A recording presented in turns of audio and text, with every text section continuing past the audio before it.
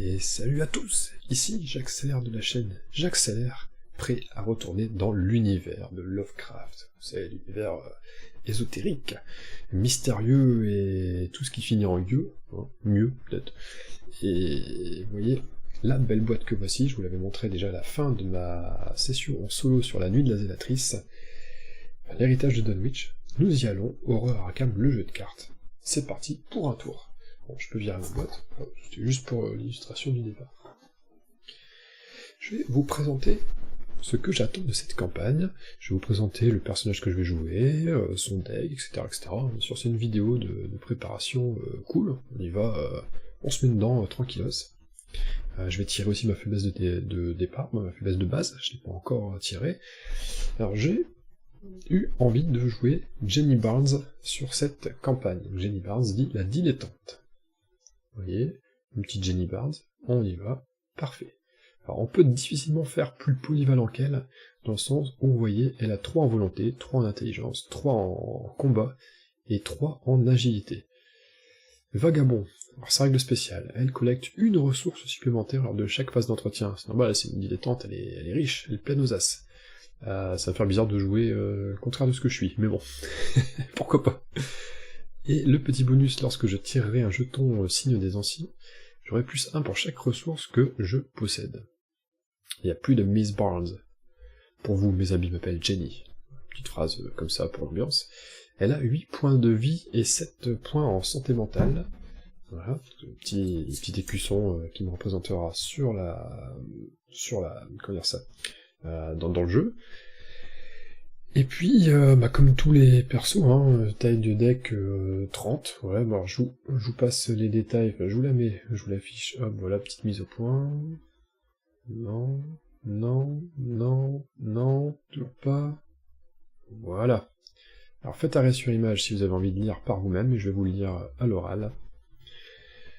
Nous avons donc une construction du deck à base de cartes truands, donc c'est les bases, c'est les cartes du type Peter O'Toole je crois que c'est Peter O'Toole, dans le jeu de base. Alors de niveau 0 à 5 bien sûr, j'ai le droit des cartes neutres de niveau 0 à 5, et jusqu'à 5 cartes de niveau 0 prises dans les autres classes, n'importe lesquelles. Ce que j'avais mal lu, parce qu'on a commencé en parallèle d'une campagne aussi Axilian, Axiliane, et en fait j'avais monté un deck avec plein de cartes, j'avais pas vu que c'était limité à 5, j'avais pas joué elle, j'avais joué un autre personnage du pack Dunwich, parce que là oui je précise, c'est un personnage de Dunwich, hein, on l'a pas dans le set de base. C'est un des 5 nouveaux persos, il y a 5 persos en plus dans Dunwich, je crois qu'il y en a 5 nouveaux par cycle d'ailleurs.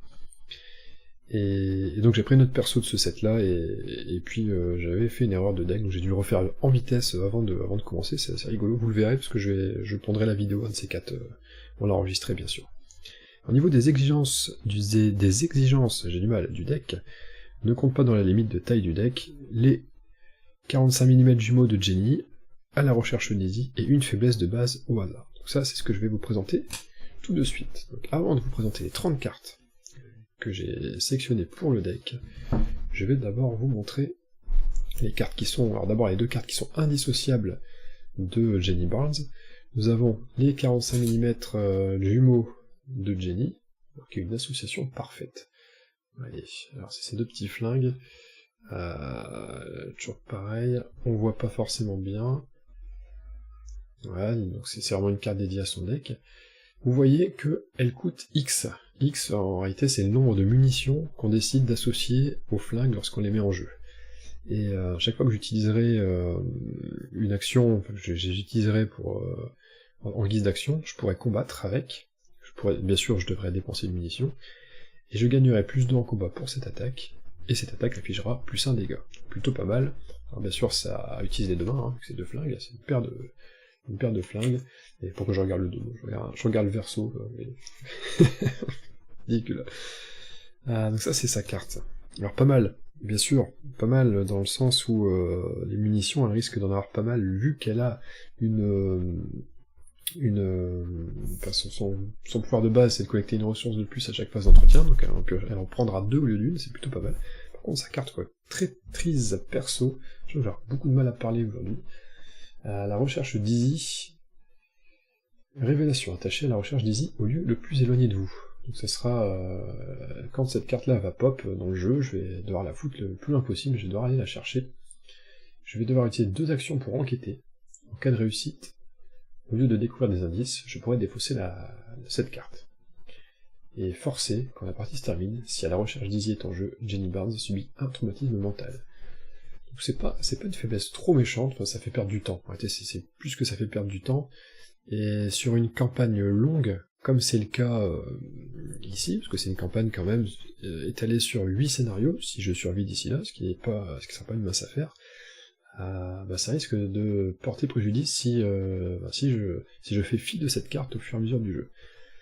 Donc voilà pour la traîtrise, pour la faiblesse liée à Jenny Barnes, et puis je vais tirer au pif ma carte faiblesse de base. Vous voyez, j'ai un petit paquet de faiblesses, je vais mélanger un petit peu plus. Alors bien sûr, j'ai incorporé dedans les faiblesses du deck spécial Abomination de Dunwich, dans l'héritage de Dunwich. Pourquoi je dis Abomination de Dunwich ? C'est le nom du bouquin, je crois, c'est le nom de la nouvelle, ouais, c'est le nom d'une nouvelle de Lovecraft. Et je vais tirer, au hasard, celle-ci. Oh, un sbire de la pègre. Alors c'est rigolo, parce que ça va coller avec le scénario que je vais jouer juste derrière. Et donc un sbire de la pègre, en tant que faiblesse de base. Ouais, le sbire, est-ce que vous voyez ? C'est un mec qui a, en gros, 4 de combat, la mise au point va pas se faire, c'est pas grave, je vais vous la dicter. Elle a 4 en combat, elle a 3 points de vie, et elle a 3 en agilité. C'est un criminel humanoïde. Il a la règle proie, détenteur uniquement, c'est-à-dire qu'à chaque fois, si je joue à plusieurs joueurs, le sbire de la pègre, quand je vais le tirer, va forcément venir sur moi, tout le temps. Il a chasseur, donc il viendra me chercher tant que je m'en débarrasse pas. Et puis, je peux dépenser pour une action 4 ressources, pour discuter avec, et pour le défausser.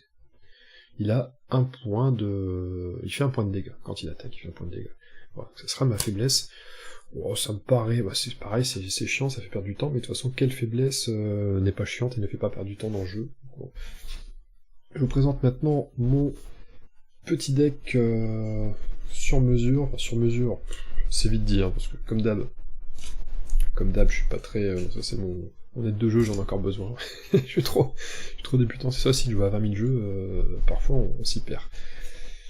Alors, parmi les cartes spéciales truand, j'ai pris un petit Léo De Luca.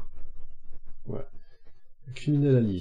Je vais pas vous les montrer une à une avec la mise au point, tout ça, prendre 2 plombes. En gros, il coûte 6, et j'ai le droit, c'est un allié qui a 2 points de vie, 2 points de santé mentale, et j'ai le droit d'effectuer une action supplémentaire durant mon tour, tant qu'il est là, ce qui est plutôt bien. Et il coûte cher, mais comme j'ai quelqu'un qui génère beaucoup de ressources, je me suis dit que c'était assez intéressant de prendre des cartes chères.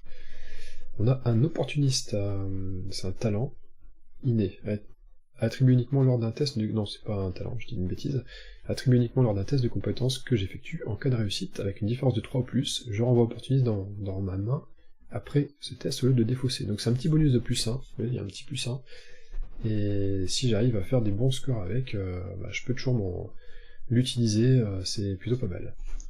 J'ai une attaque, alors j'ai une doublette, j'ai attaque par derrière et attaque par surprise. L'attaque par derrière, c'est une carte tactique, et si je combats, cette attaque utilisera l'agilité au lieu du combat pour cette attaque, bien sûr, et cette attaque inflige plus 2 dégâts. L'attaque par surprise, j'inflige 2 dégâts à un ennemi incliné dans mon lieu. Voilà, qui soit incliné, et puis paf, 2 dégâts sans avoir besoin de faire de test, c'est plutôt pas mal. J'ai un courage liquide, j'ai une petite gourde avec de l'alcool dedans, qui arrive avec 4 provisions, qui coûte 1 pour être joué, c'est ça que j'ai pas précisé, l'attaque par derrière ça coûte 3, et l'attaque par surprise ça coûte 2, l'opportuniste ça coûte rien du tout. Donc le courage liquide, 4 provisions, quand je dépense une provision, je choisis un investigateur dans mon lieu, ce sera forcément moi, et je soignerai une horreur. Ensuite je ferai un test de volonté à 2, en cas de réussite je soignerai une horreur de plus, en cas d'échec je défausserai une carte au pif de ma main. Alors j'ai 2 fois la carte qui tout double, carte chance, c'est une compétence en fait. Compétence, je suis en train de me rappeler en même temps ce que j'ai joué, parce que j'ai préparé comme carte, parce que comme je vous dis, ça fait au moins un mois que j'ai préparé ce deck. Et j'ai pas rejoué à ce jeu depuis, à part la partie Xilienne, mais pas que ce deck. Un max attribué par test de compétence, ok, donc je double la difficulté du test de compétence que je m'apprête à faire, et en cas de réussite, je résous 2 fois les effets induits par la réussite du test. En cas d'échec, il n'y a pas de mauvaise chose. Garder la tête froide, je l'ai 2 fois, ça coûte 1. Une carte rapide, à jouer quand un ennemi devrait être généré dans mon lieu. Je me déplace immédiatement vers un lieu connexe. L'ennemi est toujours généré dans le lieu où vous trouviez précédemment. Donc on se fait la malle vite fait avant qu'un ennemi arrive, plutôt pas mal. Insaisissable, ça coûte 2. Une carte tactique, rapide, à jouer uniquement lors de mon tour. Je me désengage de chaque ennemi engagé avec moi, et je me déplace vers un lieu révélé sans ennemi. C'est à peu près le même esprit, c'est la carte à peu près le même esprit de carte. Ça veut rien dire ma phrase, mais c'est pas grave, vous avez compris. Coup dur. Là, c'est une carte talent. On va enfin arriver à une carte talent, qui coûte 2. C'est un peu classique des cartes talent, hein. C'est sur le coup, on paye les ressources, voilà, et puis on améliore de plus 1 pour autant de ressources. J'ai vraiment du mal avec la mise au point. Voilà, on gagne plus 1 en combat, plus 1 en agilité par ressources qu'on dépense. Pour un test au moment où on paye, au moment du test, on paye ça et on gagne ces bonus-là. Un Derringer 41, 3 munitions, chaque fois que je dépense une munition, je combat, je gagne plus 2 pour l'attaque, et en cas de réussite avec une différence de 2+, je fais plus 1 dégât. Plutôt pas mal. Vol à la tire, donc c'est un talent illicite, qui coûte 2. Après avoir échappé à un ennemi, j'incline mon vol à la tire et je pioche une carte. Petit bonus comme ça, si j'ai réussi à faire si j'ai réussi à fuir. Et un cran d'arrêt, une arme rapide, oui c'est ça, un objet arme, oui, ouais, c'est ça, objet arme corps à corps illicite, rapide. Donc c'est une arme rapide, et pour une action je combats, en cas de réussite avec une différence de 2+, j'inflige plus 1 dégât, donc ça fait penser aussi au Derringer. L'avantage c'est qu'il est rapide, ça veut dire que si on est dans la panade, paf, on l'équipe, tac, on tape. Je pense que rapide, on n'est pas forcément obligé de se prendre une attaque d'opportunité si on l'équipe au moment d'un combat. Dès que je vérifie avant de faire un peu un parti. Je vais la mettre au-dessus, comme ça j'oublierai pas de la vérifier. Alors ça c'est les cartes de type truand. J'ai sélectionné à côté de ça 5 cartes d'autres decks, d'autres classes. On a suivre son intuition. Alors c'est la bibliothécaire, j'ai oublié le nom, c'est savoir, ou je sais plus, enfin c'est l'icône avec un globe. Rapide, à jouer uniquement lors de mon tour, je découvre un indice dans ce lieu, c'est pas mal, je découvre un indice sans faire de test, ça prend pas d'action, c'est plutôt pour rusher la fin de partie ou rusher un lieu si jamais j'ai envie de me barrer vite. Et là c'est une carte qui m'avait intrigué. Étrange solution. C'est une carte qui fait partie de la boîte l'héritage de Dunwich. Pour une action, c'est une carte qui coûte 1, suivre son intuition ça coûte 2, je l'ai pas précisé, celle-ci coûte 1, je fais un test d'intelligence à 4. En cas de réussite, je défausse l'étrange solution et pioche 2 cartes, et j'indique dans mon carnet de campagne que j'ai identifié la solution. Je sais pas ce que ça veut dire, mais ça m'avait l'air marrant, donc je me suis dit, allez, on est une dilettante, on veut expérimenter les choses de la vie, on le fait. Hein, mise au point non, pas de mise au point, tant pis. On a le flic en patrouille de Roland Banks, un allié, 2 points de vie, 2 points de cerveau, de santé mentale. On gagne plus 1 en combat grâce à lui. Et si on le défausse, on inflige un dégât à un ennemi dans notre lieu. Voilà. Coûte 4. Regardez ce que j'ai trouvé rapide à jouer après avoir échoué à un test de compétence avec une différence de 2 ou moins pendant que j'enquêtais. Découvrez 2 indices dans mon lieu. Donc, si je rate un test de compétence avec une différence de 2 ou moins, enfin si je rate une enquête de 2 ou moins, j'en découvre 2. Je découvre quand même 2 indices. Plutôt bien, pareil. Parce que c'est un peu ce qui me manque, je pense, dans mon deck, de quoi vraiment investiguer.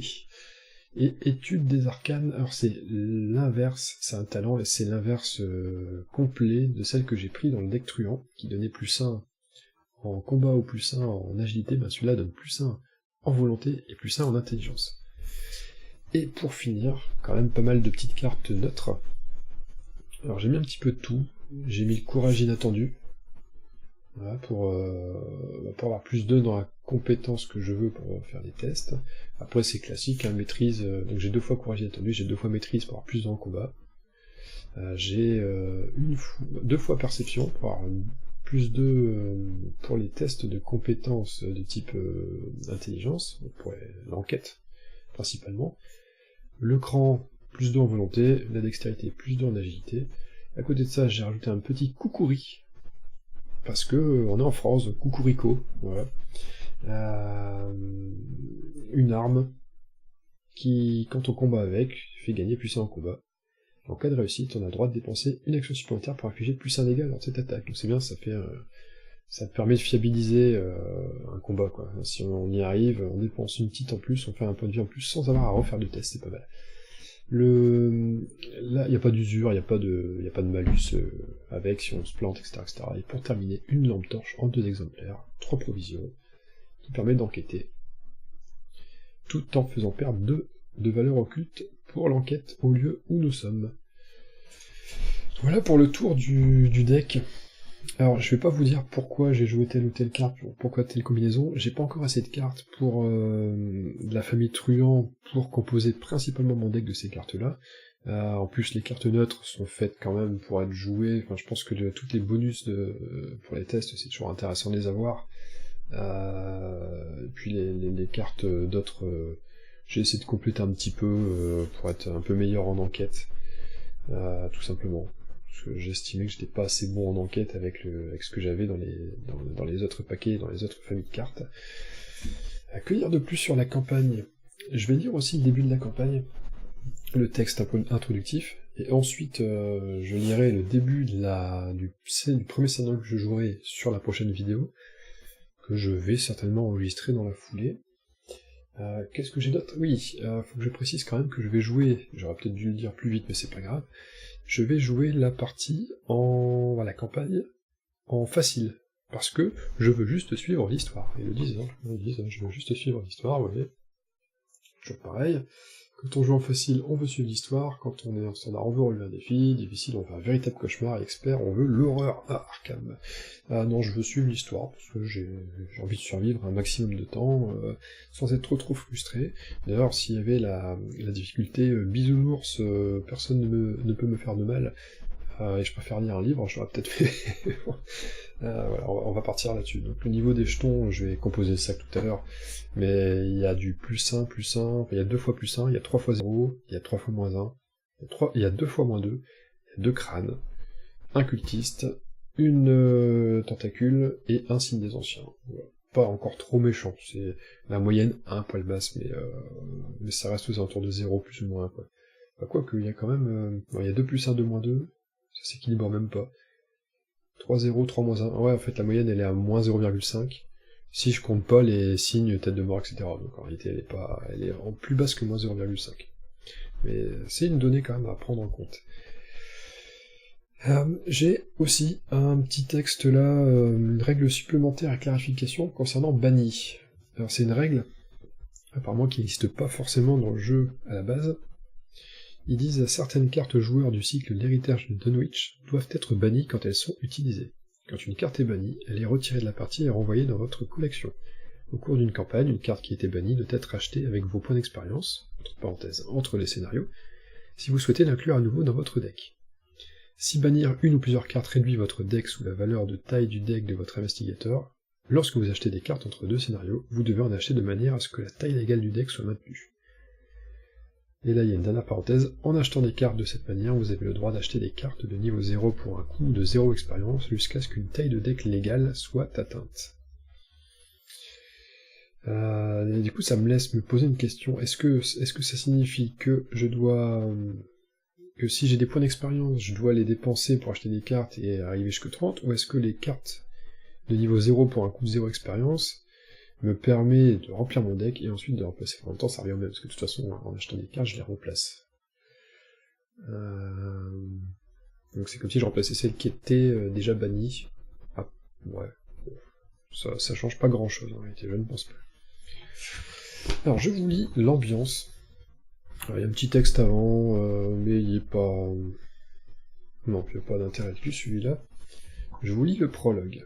avec une belle tête du professeur Henry Hermitage. Donc le docteur Henry Hermitage se verse un verre de pinot et s'assoit à son bureau, vous enjoignant d'un geste à vous installer en face de lui. « Désolé de vous avoir fait venir si vite, » commence-t-il. Son visage est pâle, son front moite et plissé d'inquiétude. Hermitage, le bibliothécaire en chef de l'université Miskatonic, est votre ancien mentor. Vous a contacté... Oula, je l'ai très mal lu, je l'ai refait. C'est des petites barres. Donc. Hermitage, je vais y arriver. On l'a refait. Hermitage, le bibliothécaire en chef de l'université Miskatonic et votre ancien mentor, vous a contacté en privé dans l'espoir que vous lui apportiez votre aide. Désireux de rendre service, vous avez parcouru la ville jusqu'à sa demeure du quartier sud. En entrant, vous avez été surpris de trouver la maison dans un tel état. Divers livres et notes jonchent son bureau, et une bouteille de vin vide a roulé sur le sol jusqu'à la cheminée. Vous avez toujours connu Hermitage propre et bien organisé. Le vieil homme prend un instant pour rassembler ses pensées. Je suis à la recherche de deux de mes collègues, le docteur Francis Morgan, professeur d'archéologie, et vraiment j'ai beaucoup de mal, vous pourrez vous foutre de moi sans problème dans les commentaires, et Warren Rice, professeur de langue. Warren et moi étions censés avoir rendez-vous aujourd'hui après dîner afin de discuter de plusieurs découvertes importantes, mais il semble avoir disparu. Au début, je n'ai pas jugé cela inquiétant, mais j'ai la sensation tenace qu'il se passe quelque chose. Une sensation très... familière. Et le mot familière est en gras dans le texte. C'est le seul qui est en gras dans le texte. Vous ne l'aviez jamais vu aussi inquiet auparavant.